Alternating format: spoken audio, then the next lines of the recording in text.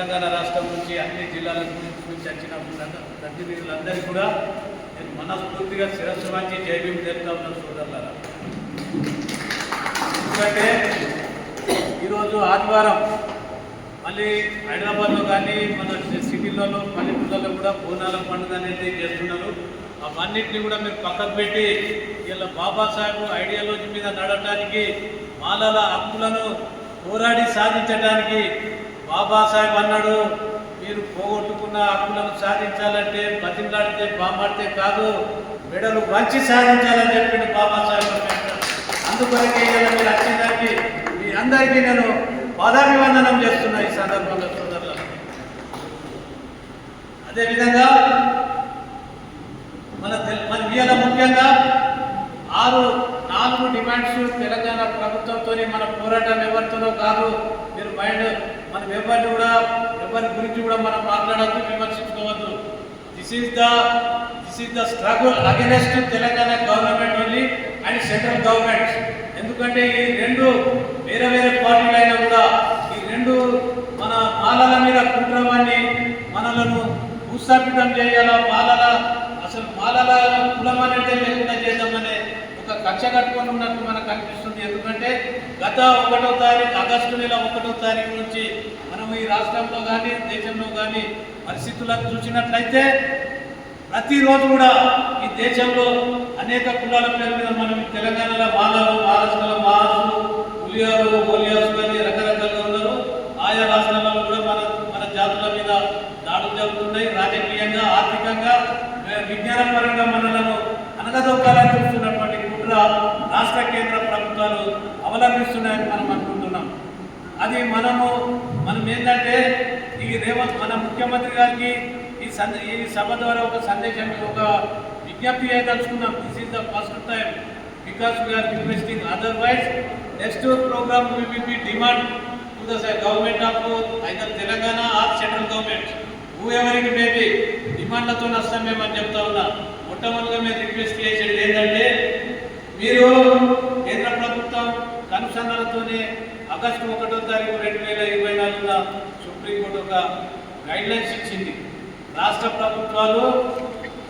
ప్రభుత్వాలు empirical data, ఆయా రాష్ట్రాల ఎంపీరికల్ డాటా జనాభా ప్రాతిపదికంగా మీరు అక్కడ ఎస్సీలను వర్గీకరణ కావాలని వాళ్ళని కోరుకుంటే ఎవరైనా కానీ మీరు వర్గీకరించుకోవచ్చు అని చెప్పి వాళ్ళకు ఒక గైడ్లైన్స్ ఇవ్వడం జరిగింది. అది మీ అందరికీ తెలుసు. దీని మీద అప్పటి నుంచి మనం అనేక ఉద్యమాలు చేసినాం. భారత్ బంద్ అండ్ అసెంబ్లీ ముట్టడి అనేక ఉద్యమాలు చేసినాము. మనము అరెస్ట్ కూడా అయిపోయినాము. అయితే అవన్నీ చేసినా కూడా ఇవన్నీ పక్కకు పెట్టి ఎన్నికతో సమానమని పడేసిండు ఈ రాష్ట్ర ముఖ్యమంత్రి రేవంత్ రెడ్డి గారు. పడేసి అందరూ చూస్తుండగానే పంట పాటి మనలను ఈ కుల సిచ్చు పెట్టి మాల మార్గులను విభజించడం జరిగింది. అది బైపార్కేషన్ చేసేందుకు. ఇది బాబాసాహెబ్ అంబేద్కర్ జన్మదినమైనటువంటి 14/4/2025 అనే జీవో విడుదలవ్వడం అనేది ఇంకా బాధాకరమైన విషయం అని నేను సందర్భంగా చెప్తున్నా. ఎందుకంటే బాబాసాహెబ్ అంబేద్కర్కు 25 అడుగుల విగ్రహం ఒక ముఖ్యమంత్రి పెట్టిండు. బాబాసాహెబ్ అంబేద్కర్ భారతంలోనే నడుచుకుంటా అని చెప్పి కొత్తగా వచ్చిన ముఖ్యమంత్రి అంటున్నాడు. అదేవిధంగా కేంద్రంలో కూడా బాబాసాహెబ్ పుట్టిన జన్మస్థలమైనటువంటి మావు ప్రదేశం సందర్శించి ఆయన పాదాభివందనం చేసి because of Babasaheb Ambedkar I sat in the chair of prime minister seat అని చెప్పి మోడీ చెప్పాడు.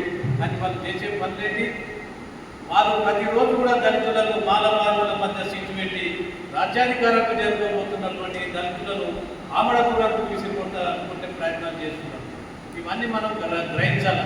ఇది పల్లెటూరు నుంచి గల్లీ నుంచి ఢిల్లీ దాకా ఇవే ప్రయత్నాలు నరనరాన చిత్రించుకున్నారు ఈ రాజకీయ నాయకులు.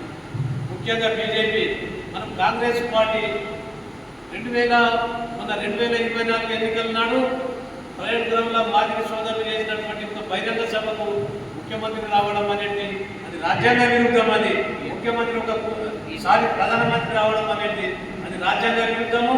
ఒక ప్రధానమంత్రి హోదాలో ఉండి ఒక కుల సంఘం మీటింగ్కు రావడము, ఆ కుల సంఘంలో వర్గీకరణ చేస్తామనేది ఇంకా ఘోరమైన తప్పిదం చేసిండు.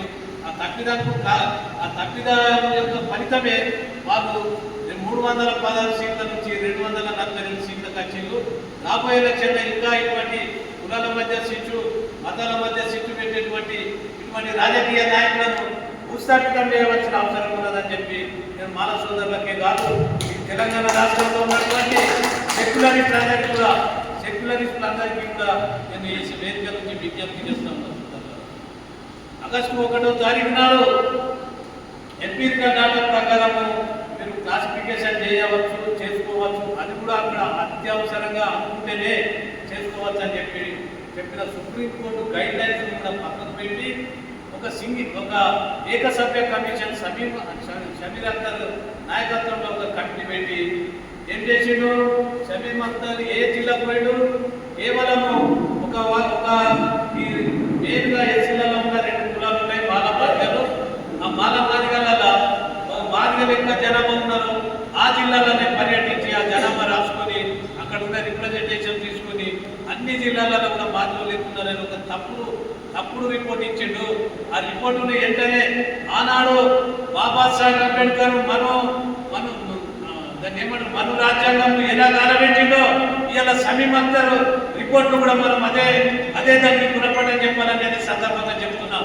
ఎందుకంటే ఇది మాలలకు ద్రోహం చేసినటువంటి ఇది. మాలలో రాజకీయ పదవులలో కూడా అనేక మాదిగల కంటే తక్కువ ఉన్నారు, ఎంపీటీసీలు కానీ సర్పంచులు కానీ ఇంకా ఏమైనా కూడా వీళ్ళంతా మాదిగల కంటే మనం తక్కువ ఉన్నాము. ఉద్యోగాలు కూడా వాళ్ళు మనము ఈక్వల్గా ఉన్నాము. ఇవన్నీ మనము ఈ ప్రభుత్వకు తప్పుడు రిపోర్ట్ ఇచ్చి ఆయన ఈ కమిటీ నుంచి మన హక్కుల చైర్మన్గా పదవి ఇవ్వడానికి ఇవన్నీ చేసిండని చెప్పి మనం అనుకోవచ్చు. ఇటువంటి కుట్రలు చేసిన రేవంత్ రెడ్డి నిన్ను గెలిపించింది ఈ మాలలు కాదని నేను అనుకున్నా. ఆ రోజు మాదిగలు అవుట్ రైట్గా మేము బీజేపీ పార్టీకే ఓటేస్తాం, మాదిగలంతా బీజేపీ పార్టీకి ఓటేసి బీజేపీని కేంద్రంలో అధికారంలో తీసుకురావాలా, రాష్ట్రంలో కూడా అధికారంలో తీసుకురావాలని చెప్పి అంత క్లియర్గా